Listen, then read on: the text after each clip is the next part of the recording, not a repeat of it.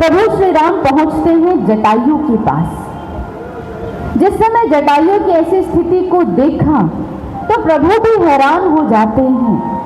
क्यों? अवस्था कैसी है?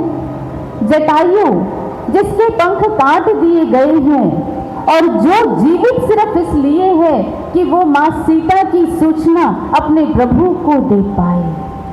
तो किसी के मन में आई ये बात कि जटायु के पास 2 पंख हैं। जिस समय रावण ने प्रहार किया और जटायु का एक पंख कट गया, क्षतिग्रस्त हो गया, जटायु के पास ये अवसर था, ये मौका था कि वो जैसे तैसे अपने दूसरे पंख के सहारे अपनी जान बचा सकते थे, अपने प्राणों की रक्षा कर सकते थे।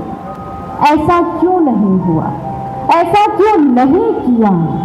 कारण जटायु जी जो कहते हैं कि मैं चाहता तो ऐसा कर सकता था, लेकिन मुझे अपने जीवन में ये अवसर मिला, ये मौका मिला, ये सौभाग्य मिला कि मैं प्रभु के इस दिव्य लीला में सहयोगी बन पाऊं, मैं प्रभु के इस दिव्य कार्य में अपना सहयोग कर पाऊं। अगर मैं उस समय उस स्थान का त्याग कर देता तो इतिहास में मुझे कुपात्र की श्रेणी में रखा जाता। मैं प्रभु श्री राम जैसा नहीं, लेकिन मैं इतना प्रयास तो कर सकता हूँ कि आने वाला इतिहास, आने वाला समय मुझे सुपात्र की श्रेणी में रखे। मैंने प्रभु के दिव्य कार्य में उनका सहयोग किया, मुझे इस भावना से आने वाला समय देखिए। सज्जनों, हम बात करें भगवान श्री कृष्ण जी के समय की। उस समय जब प्रभु श्री कृष्ण ने गोवर्धन पर्वत को उठाया, कैसे उठाया? सिर्फ 1 अंगुली। इतना विशाल पर्वत प्रभु ने उठाया, धारण किया। क्या प्रभु ने किसी से कहा आओ और मेरा सहयोग करो? क्या प्रभु ने किसी ग्वाल से कहा किसी से आइए और मेरी सहायता कीजिए? नहीं। जिस समय भक्तों ने देखा, ग्वाल बालों ने देखा, हमारे प्रभु ने गोवर्धन को उठाया है, सब अपनी अपनी लाठियां लेकर पहुंच गए प्रभु के सहयोगी बनने। हालांकि उन लाठियों से गोवर्धन पर्वत टिका नहीं रहने वाला। रोका किसने? उठाया किसने? प्रभु ने। लेकिन वो सारे के सारे पहुंच गए प्रभु के सहयोगी बनने के लिए। और आज इतिहास में जब जब उस लीला का वर्णन आता है, साथ ही साथ ग्वाल बालों की भी चर्चा होती है। क्यों? क्योंकि प्रभु से प्रेम था और उस प्रेम के कारण, मात्र उस प्रेम के कारण वो अपने प्रभु के साथ साथ उनके हर कार्य में अपना सहयोग किया, योगदान दिया, अपने सामर्थ्य का सहयोगी बन गए। सज्जनों, हमें भी अपने जीवन में ये करना होगा। और ये कब होगा? जब हमारी दृष्टि केवल और केवल अपने गुरु पर होगी। हम चल रहे हैं इस भक्ति मार्ग में, बहुत सी रुकावटें आती हैं, बहुत सी बाधाएं आती हैं, तो क्या होगा? ध्यान इधर या उधर हो सकता है या नहीं हो सकता? सहज है, क्योंकि हम इस संसार में इस माया के भीतर रहते हैं, जो कब कहाँ हमें भटका दे हमें नहीं पता। ये मन संसार के आकर्षणों में कब कहाँ उलझ जाए हम नहीं जानते। बड़ी समस्या है, बड़ी दुविधा है, तो बचें कैसे? महाराज श्री, हम तो साधना भी करते हैं, महाराज जी हम प्रार्थना भी करते हैं, लेकिन उसके बाद भी जीवन में कितनी बार ऐसी घटनाएं घटित हो जाती हैं जहां हम ये सोचने पे मजबूर हो जाते हैं कि महाराज जी इतना सब होने के बाद भी ये मन भटक गया, कैसे बचे? क्या उपाय है? तो उपाय सिर्फ एक है। एक बार एक राज्य में एक राजा ने एक प्रतियोगिता कराई, ध्यान से सुनिएगा। उस प्रतियोगिता में क्या करना था? 3 लोगों को चुना गया, एक लंबी दौड़ लगानी है। उसकी शर्त क्या थी? विजेता कौन होगा? विजेता वो होगा जो प्रथम आएगा। और दौड़ शुरू कब होगी? जब राजा इशारा करेगा। अब तीनों के तीनों लोग एक जगह पर उन्हें खड़ा कर दिया गया। उन तीनों का ध्यान कहाँ? राजा की तरफ। पता नहीं राजा कब इशारा कर दे और कब दौड़ शुरू करनी पड़ जाए, तो सब एक तक राजा को निहार रहे हैं, राजा को देख रहे हैं। अब इतने में क्या होता है, सब लोग बैठे इंतजार कर रहे हैं, अब दौड़ शुरू होगी, अब दौड़ शुरू होगी। तो राजा के मंत्री ने देखा कि राजा तो कोई इशारा ही नहीं कर रहे, तो मंत्री ने क्या घोषणा कर दी? मंत्री ने घोषणा की, इस दौड़ में जो प्रथम स्थान को प्राप्त करेगा उसे 1000 स्वर्ण मुद्राएं दी जाएंगी। अब जैसे ये सुना, उन तीनों में से एक व्यक्ति दौड़ पड़ा, और जैसे ही वो दौड़ता गया उसे अचानक से याद आया, अरे राजा ने तो इशारा ही नहीं किया। वो दौड़कर फिर वापस आया और आकर उन दोनों से कहता है कि देखो, मैं तो दौड़ पड़ा, लेकिन तुम मत दौड़ना जब तक राजा इशारा न करे। वो भी हैरान, हमें तो समझा के जा रहा है, खुद तो दौड़ पड़ा। क्यों? क्योंकि 1000 सोने की शर्तियां मिलेंगी, मुद्राएं मिलेंगी। अब दोनों लोग वहां खड़े हैं और राजा को देख रहे हैं। राजा पता नहीं कब इशारा कर दे और हमें दौड़ना पड़े। अब मंत्री ने देखा, एक तो दौड़ पड़ा, लेकिन बाकी 2 तो रह गए। अब मंत्री ने कहा, जो प्रथम आएगा उसे 1000 स्वर्ण मुद्राएं, उसके साथ साथ हाथी घोड़े मिलेंगे, महल मिलेगा। जैसे ही सुना तो उन दोनों में से एक वो भी दौड़ पड़ा, और जैसे दौड़ने लगा तो उसको कहता, भाई मैं भी दौड़ रहा हूं, पर तुम टिके रहना, रुके रहना, डटे रहना। अब उसको भी लालच आया और वो भी दौड़ने लगा, दौड़ता गया। अब जैसे ही दौड़ लगाई तो उन दोनों में से एक प्रथम आया, दूसरा द्वितीय आ गया। दोनों को उपहार देने की बारी आई। जैसे ही उपहार देने के लिए उन दोनों को बुलाया गया, उसी समय राजा खड़े हुए और कहते हैं, नहीं, ये प्रथम या द्वितीय नहीं है। प्रथम कौन है? कौन? जो दौड़ा ही नहीं। सबको बड़ी हैरानी हुई, वो तो दौड़ा ही नहीं, तो प्रथम वो कैसे आ सकता है? भेंट उपहार उसे कैसे मिल सकते हैं? राजा कहता है, दौड़ की तो शर्त ही, नियम ही यही था, जब मैं इशारा करूंगा तभी तो दौड़ प्रारंभ होगी। मैंने तो इशारा ही नहीं किया, और जब इशारा ही नहीं हुआ, दौड़ शुरू ही नहीं हुई, तो किसी को कैसे कोई उपहार मिल सकता है? सारा धन, महल, हाथी घोड़े अगर किसी को मिलेंगे तो उस व्यक्ति को जिसने दौड़ शुरू ही नहीं की, क्योंकि उसका ध्यान कहाँ था? सिर्फ अपने राजा पर। वो किसी लालच में नहीं आया, मेरे राजा जब कहेंगे मैं तब दौड़ूंगा। यही तो जीवन का सफल सूत्र है। अगर शिष्य चाहता है, मुझे शिष्यत्व को प्राप्त करना है, मुझे अपने जीवन में हर उस आज्ञा को शिरोधार्य करना है जो मेरे सद्गुरु ने मेरे लिए रखी है, उसके लिए हर समय हर पल अगर ध्यान कहीं होना चाहिए तो केवल और केवल अपने सद्गुरु पर। वहां से ध्यान हटा तभी तो दुर्घटना घटित होगी। सुना है हमने, सावधानी हटी दुर्घटना घटी। ऐसा नहीं होना चाहिए। जीवन में ऐसा पल कभी ना आए कि कोई विकार, कोई संस्कार हमें हमारे गुरु से दूर ले जाए। एक बहुत सुंदर अनुभव एक भाई ने अपने ध्यान साधना की अवस्था में देखा। उसने देखा वो ध्यान में बैठा है और क्या देखता है, भगवान शिव का दर्शन होता है। भगवान शिव का दर्शन हुआ जैसा हमने तस्वीरों में देखा है। वो भाई कहता है बिल्कुल वैसे ही भगवान शिव हैं, ध्यान में बैठे हैं। और जैसे ध्यान में बैठे अचानक से ध्यान से उठते हैं, अपना त्रिशूल उठाते हैं और ऐसा लग रहा है जैसे आज भगवान किसी का संहार कर दे।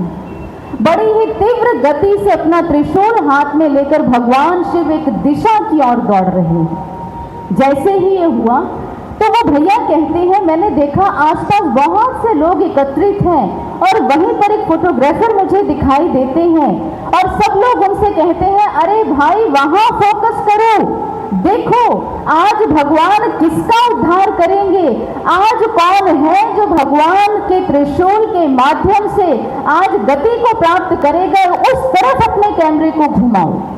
जैसे ही ये हुआ तो उस समय वो फोटोग्राफर क्या कहता है, वो कहता है, अरे मैं अपने कैमरे को वहां क्यों करूं जहां जिसका भगवान ने उद्धार करना है, संहार करना है, जो भी करना है, मैं अपने कैमरे को केवल और केवल उन पर रखूंगा जो सबका कल्याण करते हैं, जो सबका उद्धार करते हैं। जैसे ही उसने ये कहा, भगवान शिव जो इतनी तीव्र गति से चल रहे थे, उसकी बात को सुनकर वहीं रुक जाते हैं और जिस समय उस कैमरेमैन के पास वो रुके और उससे कहते हैं, जो इसने अभी कहा यही आप सबने अपने जीवन के अंदर इस बात को धारण करना है। आपने अपना ध्यान सदैव अपने इष्ट, अपने आराध्य पर रखना है और कहीं नहीं। भटकन सज्जनों तभी तक है, हम भटकेंगे केवल और केवल तभी तक जब तक हमारा ध्यान इधर उधर जाता है। अगर हमने अपने ध्यान को अपने सद्गुरु पर केंद्रित कर दिया तो ये असंभव है कि कोई विकार, कोई विचार, कोई आकर्षण हमें अपने गुरु, अपने सद्गुरु के श्री चरणों से दूर ले जाए।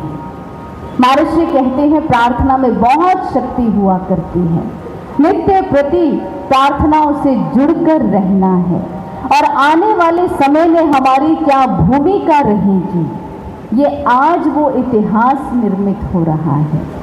आज का वो ये जो समय है, ये महाराज जी ने हमें दिया है।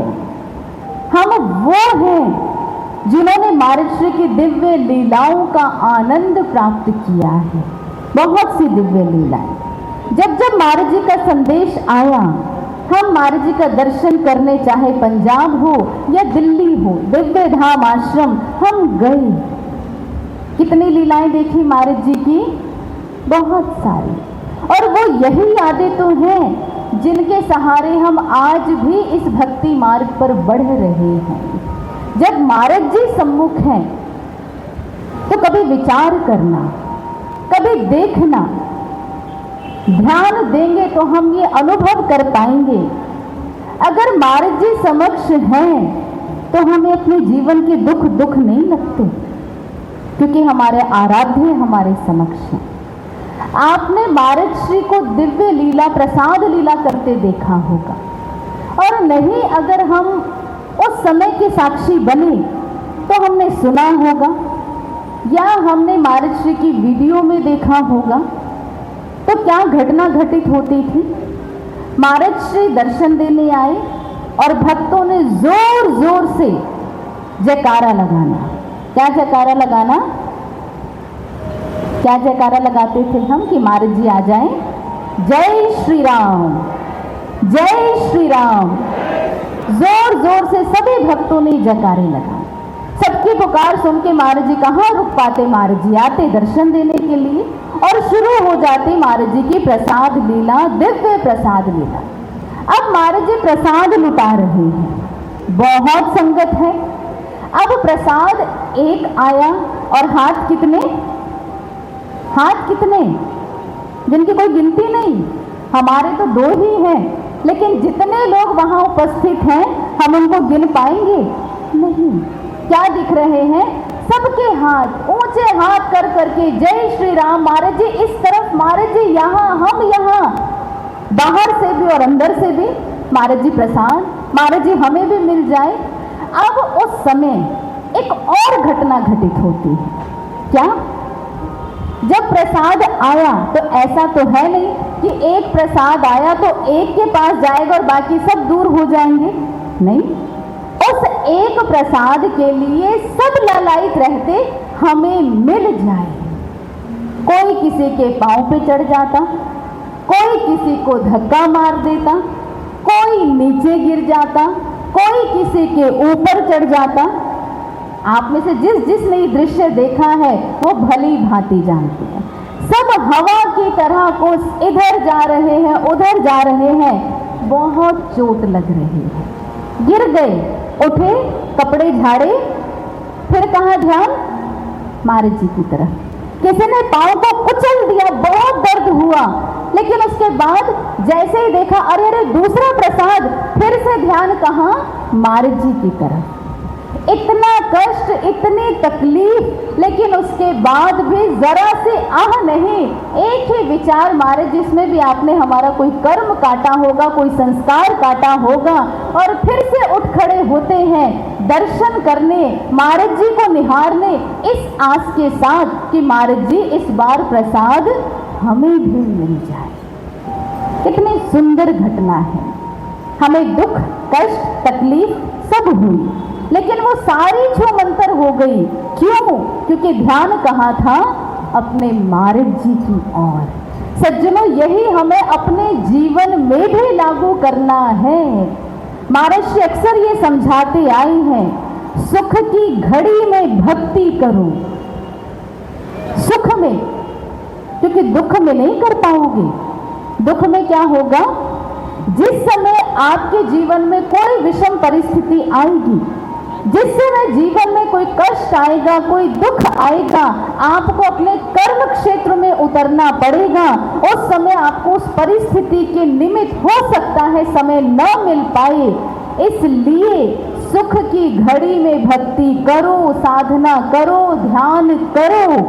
अगर कभी दुख की घड़ी आए, विषम परिस्थिति आए, वो परिस्थिति बने जो अनुकूल नहीं है, हम उसमें डटे रहें, हम उसमें टिके रहें, हम उस परिस्थिति से निकल पाएं। और सबसे बड़ी बात, उस परिस्थिति में हमारा विश्वास डावाडोल ना हो, हम अडिग होकर उस समय अपने गुरु पे पूर्ण विश्वास रखते हुए मन इसी भावना से भरा हो कि महाराज जी जो भी मेरे जीवन में घट रहा है आप भली भांति जानते हैं और इसमें मेरा कल्याण ही छिपा है, बस मैं उसे समझ पाऊं, उसे पहचान पाऊं।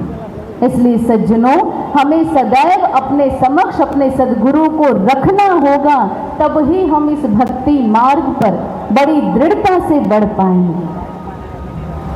तभी कहीं जाकर हम ये कह पाएंगे, इस विश्वास के साथ चल पाएंगे, हाँ हम उस कर्म की ओर अग्रसर हैं जिससे हमारे गुरुदेव प्रसन्न होते हैं।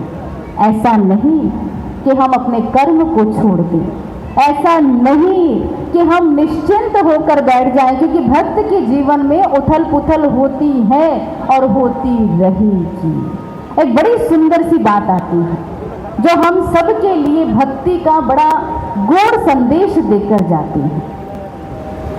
हमने सुना है इंद्रदेव के बारे में, आप लोगों ने भी सुना होगा, हाँ या ना? सुना है।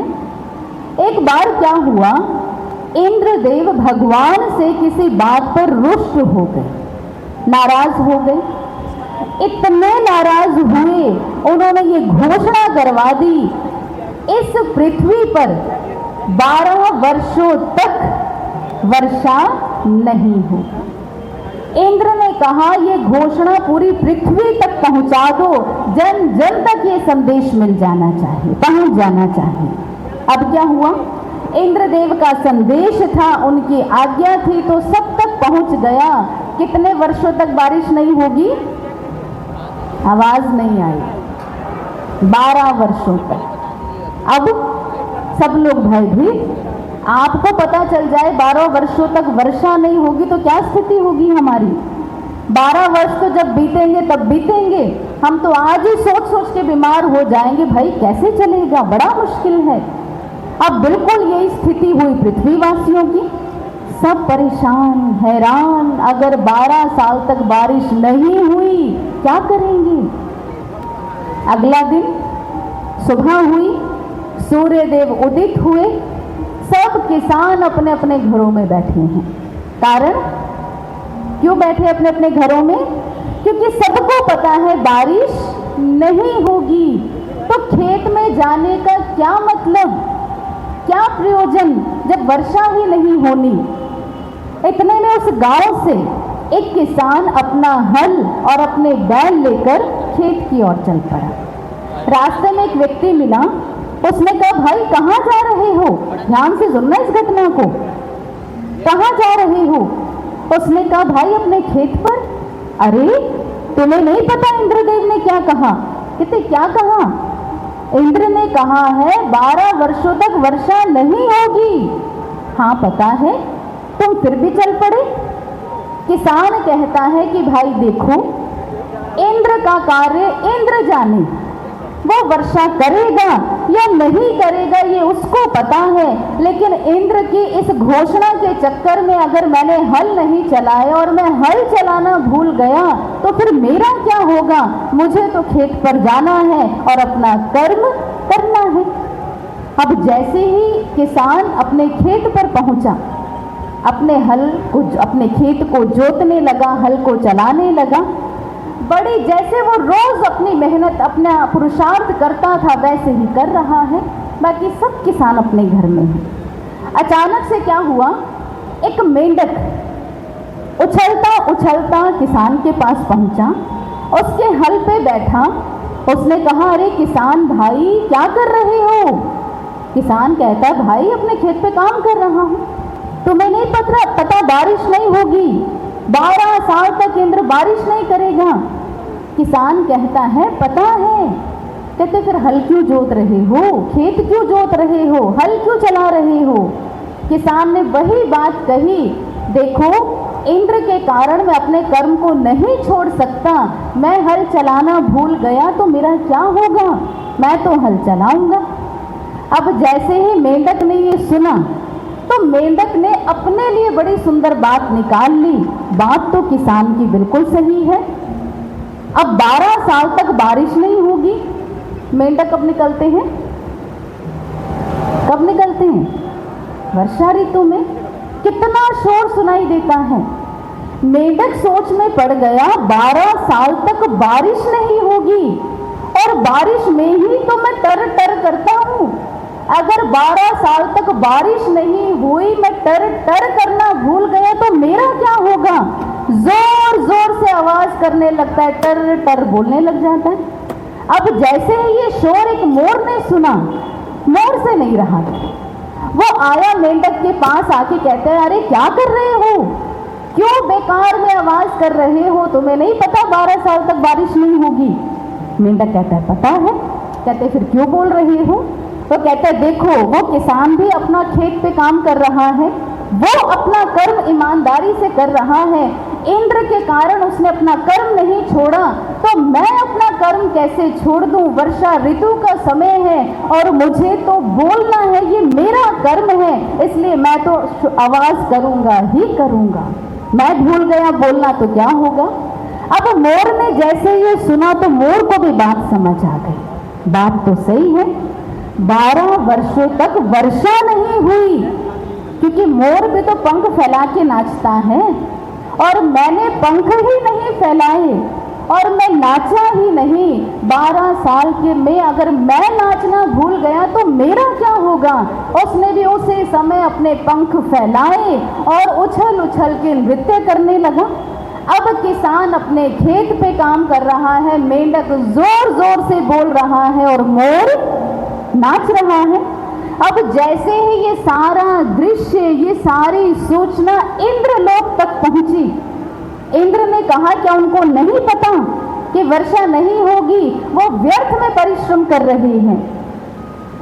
पता है, वो सब जानते हैं, फिर भी हाँ प्रभु, फिर भी वो कहते हैं इंद्र का कार्य इंद्र जाने, लेकिन हमें तो अपना कर्म करना है, अपना पुरुषार्थ करना है, हमें उसका त्याग नहीं करना और हम करेंगे। जब इंद्र ने इस बात को सुना, उनके इतने दृढ़ निश्चय को देखा तो इंद्रदेव से रहा नहीं गया। किसान को काम करते खेत में देखा, मेंढक को बोलते देखा, मोर को नाचते देखा, और जब ये सारी घटना घट रही है तो क्या हुआ? क्या हुआ? इंद्र से रहा नहीं गया और उसी समय वर्षा हुई, इतनी वर्षा हुई जो आज तक कभी नहीं हुई। तो ये एक शिष्य का दृढ़ संकल्प अगर बन जाए कि मुझे फर्क नहीं पड़ता दुनिया क्या कहती है, समाज क्या कहता है, लोग क्या कहते हैं, मुझे नहीं पता मेरे कर्म संस्कार क्या मैं अपने संस्कारों की गठरी में लेकर आया हूँ, मुझे सिर्फ इतना पता है कि मुझे अपने कर्म से अलग नहीं होना, मुझे ये ध्यान रखना है कि जो सद्गुरु ने कहा है मुझे वो कार्य करना है। तो परिस्थितियां भी भक्तों के अधीन होती हैं, होती आई हैं और होती रहेंगी, इसमें कोई दो राय नहीं। किसी ने कहा महाराज जी हमारे कर्म संस्कार तो बहुत बुरे हैं, पता नहीं कब कौन आपके दर से दूर ले जाए। महाराज जी कहते हैं जो गुरु मृत्यु को काट सकता है क्या वो कर्म संस्कारों को नहीं काट सकता? बिल्कुल काट सकता है। तो सज्जनों, हमें इस बात का विशेष ध्यान रखना है। पहली बात, कुछ लोगों के मन में ये विचार आता है कि महाराज श्री प्रत्यक्ष समक्ष नहीं है, समाधि की अवस्था में है, पता नहीं आएंगे या नहीं आएंगे, तो भक्ति के मार्ग पे चलने का क्या फायदा? तो हमने समझ लिया इस कहानी से, अगर निश्चय दृढ़ है तो कोई भी परिस्थिति बदल सकती है। हमारी मन की ये भावना क्या होगा या नहीं होगा, नहीं, हम अपने कर्म पर ध्यान दें। और दूसरी बात, बहुत से भक्त ऐसे भी होते हैं, अरे सब कुछ तो महाराज जी ने करना है, हम करें या ना करें, नहीं भी करेंगे हो तो जाएगा, कोई दो राय नहीं, होगा सब, लेकिन हमसे मौका छूट जाएगा, हमसे अवसर छूट जाएगा। और महाराज श्री ये नहीं चाहते। महाराज जी हमें अगर दिव्य बनाने आए हैं तो हमें वो दिव्यता प्राप्त करनी है, क्योंकि सद्गुरु लुटा रहा है और हमें उसे बटोरना है, हमें उसे अपने हृदय में स्थान देना है। इसलिए हम ऐसी प्रार्थनाएं करते हुए आज के इस पावन दिन को मनाएं कि महाराज जी हमारे अंतःकरण को, हमारे हृदय को हम अपनी भावनाओं से भर देना, जीवन में कभी कोई ऐसा समय न आए। एक बहुत ही सुंदर अनुभव के साथ आज के इन विचारों को विराम देंगे। महाराज श्री के चरणों में सबके लिए मंगल प्रार्थना, मंगल कामना करते हैं। हमने बहुत से विचारों को सुना और सुनते आए हैं, लेकिन ये प्रमाणित कैसे हो कि हाँ आने वाला समय ऐसा होगा? तो एक बहुत ही सुंदर अनुभव जो एक भाई साहब देखते हैं अपनी दिव्य अनुभूति में। उन्होंने देखा कि महाराज जी समाधि से लौट आए हैं, और जिस समय महाराज जी समाधि से आए, देख रहे हैं आ गए हैं, और हमें पता है जब आएंगे तो क्या किसी को कहना पड़ेगा दर्शन करने जाओ? नहीं, फिर तो दुनिया जाएगी। वो कहते महाराज जी आ गए और कहाँ कहाँ से लोग महाराज जी का दर्शन करने आ रहे हैं। इतने साधु, महाराज जी के शिष्य भक्त तो हैं ही, संगत तो है ही, उसके साथ साथ बहुत से साधु संत समाज, तपस्वी, योगी, हठी, न जाने कौन कौन महाराज जी का दर्शन करने नूर महल आश्रम पहुंचते हैं। एक सुंदर से आसन पर महाराज जी विराजमान हैं, सब महाराज जी का दर्शन कर रहे हैं। और इतने में क्या होता है, उन साधु, जितने भी वो साधु तपस्वी वहां पहुंचे थे, एक साधु महाराज जी के पास आता है, महाराज जी को आकर कहता है कि महाराज जी दुनिया आ रही है आपका दर्शन करने के लिए, बहुत सारी व्यवस्था करनी होगी, आपके इन छोटे छोटे सेवादारों से ये नहीं हो पाएगा। जितने भी सेवादार वहां लगे थे, क्योंकि वो साधु तपस्वी थे, तो उनको वो सारे सेवादार बड़े छोटे छोटे लग रहे थे। अब वो कहते हैं छोटे छोटे सेवादारों से नहीं होगा। महाराज जी बड़ी गर्व भरी आवाज में कहते हैं, महाराज जी कहते हैं इनसे सब कुछ होगा, ये सब मैनेज कर लेंगे। लेकिन उस साधु से रहा नहीं जाता, वो बेचारा फिर हाथ जोड़ता है, कहते हैं कि नहीं नहीं महाराज जी बहुत लोग आ रहे हैं, इतना बड़ा मैनेजमेंट करना है, आप हमें कहिए इनसे नहीं हो पाएगा। महाराज जी की आंखों में एक अलग ही चमक है। और महाराज जी कहते हैं हमने इन्हें सब बताया हुआ है, ये सब अच्छे से कर लेंगे, इन्हें सब कुछ आता है। अब जैसे ये सुना उसके बाद वो साधु तीसरी बार फिर हिम्मत करता है और महाराज जी से कहता है कि महाराज जी आखिर इनके पास ऐसा कौन सा तप है कि ये सब कर लेंगे। तो हमारे मन में जो तरह तरह की दुविधा होती है ना, क्या होगा कैसे होगा, उसका निवारण महाराज जी ने इस अनुभव से दिया।